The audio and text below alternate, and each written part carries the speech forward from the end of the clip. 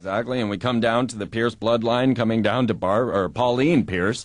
Now, Pauline Pierce was friends with Aleister Crowley, and she is known to have gone off to France and had a ritual with Aleister Crowley. So Pauline Pierce and Aleister Crowley off doing... Now, what you must realize is once you get up in the higher levels of Freemasonry with, like, the Ordo Templi Orientis, the order of the OTO, this is sex ritual, is sex magic, and that's where you get all of these hermaphroditic sexual symbols like target, sun sign. So Pauline Pierce... Which is a pyramid from on top. Yeah. Target symbols looking down on a pyramid. A step pyramid. Pauline Pierce then has a sexual ritual with Aleister Crowley. She comes back, and lo and behold, she's pregnant.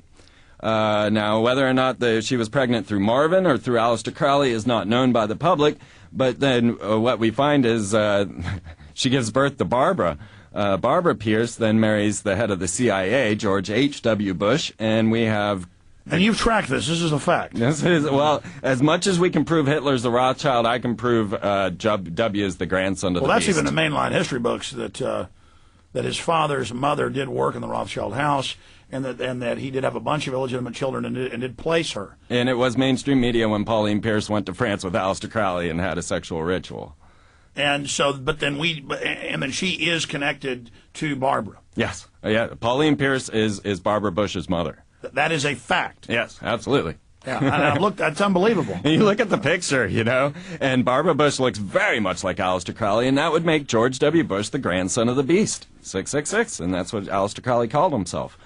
I look at the picture, I look at the news, I see it. You know, it's up to you to decide. But to be clear, they admit that Barbara Bush's mother did have a tryst with Aleister Crowley. Absolutely, along with Marvin Pierce, who is the owner of McCall's and Red Book magazines. Well, she went off without him and returned pregnant. Yeah. So, I mean, it's admitted that Bill Clinton is a Rockefeller, that his mother was a prostitute, and then that's come out.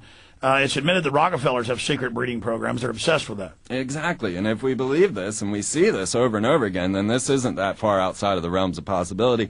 And we can actually track this bloodline from the blowing up of King James at Parliament, or the attempt to, all the way up to the presidents and up to George W. Bush today.